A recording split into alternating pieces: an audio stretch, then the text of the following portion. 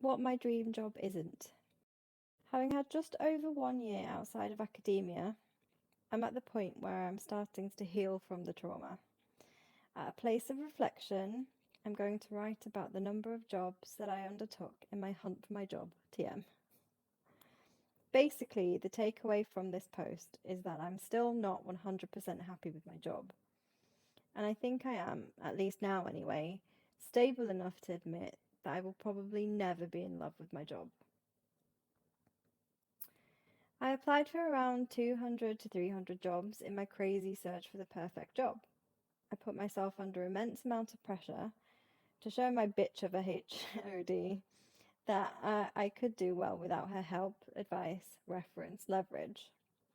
The fact that I had so assuredly announced that I'd rather eat glass than continue a career in academia meant that I felt I had to prove to everyone around me in my old organisation that it is possible to land on your feet without having to use a PI, HOD, powerful senior academic's name to get there. This was more so important to me because all of my ex-peers had gotten to where they did because of copious use of brown nosing, and they didn't believe it was possible to get ahead without help.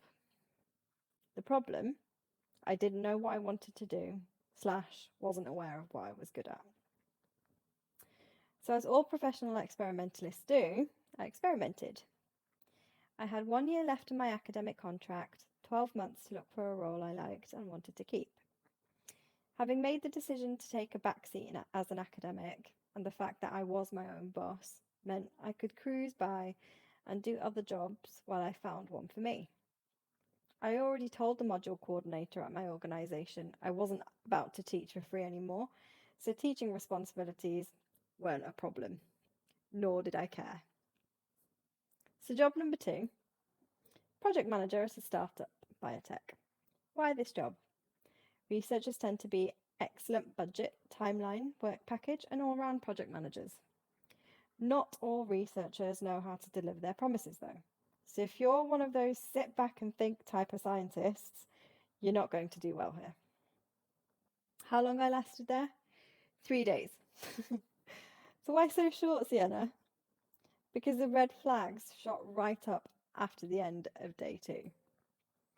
It was a remote onboarding for a company started by scientists turned entrepreneurs. Sounds good, right? Unfortunately, they know nothing about business and had a very academic way of working.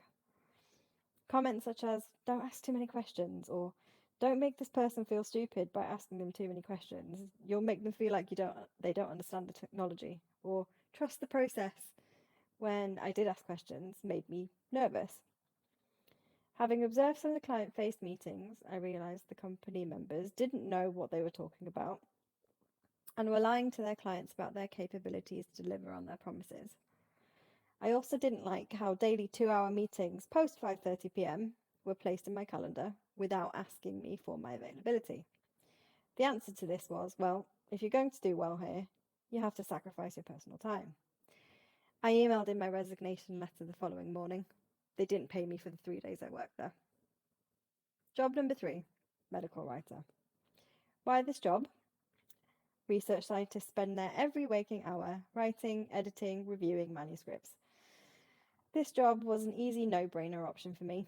It sounded like it might be interesting, getting to dabble in scientific work that other people do, and I get to work on it, critique it, tweak it. How long I lasted there? 4 months. Okay, longer than the last, but what happened? I got bored. I momentarily forgot that the worst part of an academic job was the writing. The promise of working on cutting-edge science where you contribute to saving lives was grossly oversold.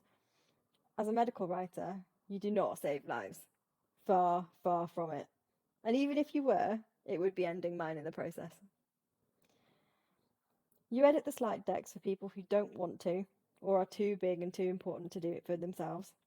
As a medical writer, you are the I dotter and T crosser. You make sure the full stops are in the right places, and the references say what the author says it does. It's really boring. It was for me anyway. Oftentimes, more senior medical writers will palm off crappier projects that they don't want to do onto more junior starters. A lot of people in medical writing do not have PhDs. This was a struggle for me because the conversations were not interesting or engaging. I found that people with PhDs were coming to medical writers to do things that essentially they didn't want to do. Additionally, this route to industry, inverted commas, isn't really industry. You're still working for people from academia on academic projects, manuscripts for publishing, slide decks for conferences, etc., etc. It isn't far away enough from academia for me. I started to look for another role 2 months in. Being remote allowed me to search while I worked. I also kept this role on until I started my fourth job, so an extra pay package worked well for me. Job number 4. Project manager. Again. Why this job again? Because it was at a far more mature company with lots of functions and departments. It wasn't run by some rookie scientists turned business people. And because this company is a huge worldwide name, I was also working with some high profile stakeholders. How long I lasted there? 7 months. I've written a post on insidious colleagues and why I left this job already. But for more detail, I struggle with having a line manager and colleagues who don't have a PhD. The conversation just isn't there for me. I'm not engaged by the work or the relationship. I also found that there was a distinct lack in seeing people's abilities, and people would get promotion based on proximity because they had been there for a long time. Unfortunately, my job number 1's contract rolled to a close 4 months after I had started job number 4. I started to look for another job around that time too, mostly because I felt the salary wasn't great, and without having another full-time salary supplementing my piss-poor excuse for one at this role, I was no longer willing to overlook the shortcomings of this project manager role anymore. So job number 5, big corporate. Why this job? Chick-ching, big bucks. Also because the name of this massive global corporate is a great look on my CV. How long do you think I'll last here? I'm already starting to feel the cracks in my patience. The people here all have PhDs, so my experience, education, and qualifications matter. The conversations are infinitely better. My line manager and everyone around me has a PhD. It's great. And it's wholly corporate. Even better. Clean cut from academia forever. The money is fantastic, and I feel like that should be enough. Downsides? Corporate makes the rules and everyone has to adhere. This is definitely not a democracy. You still get the throw you under the bus types, and because they have a PhD, they're very academic about it. Insidious and meticulous. I'm not sure how long I'll be here. What I know is, if I get offered a better pay package somewhere else, I'll leave for that new job. I have become extremely jaded towards employment in general. I think I know now that I will never find a job that I will love as much as I used to love experimenting in the lab.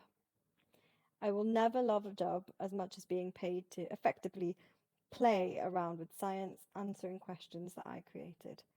Corporate jobs are not fun, and the pay is something I'm willing to take to overlook the lack of fun. Because of the experience I've had, I distinctly lack any form of loyalty towards any employer. They would drop you in a heartbeat if it made business sense, and I'm simply returning the favour. I read a comic that had a panel that asked, "What is your dream job?" The next panel said, "Why would I dream about working?" That hit me harder than I care to admit. So what's my dream job? Dunno. But I know what my dream job isn't. Love and laissez-faire.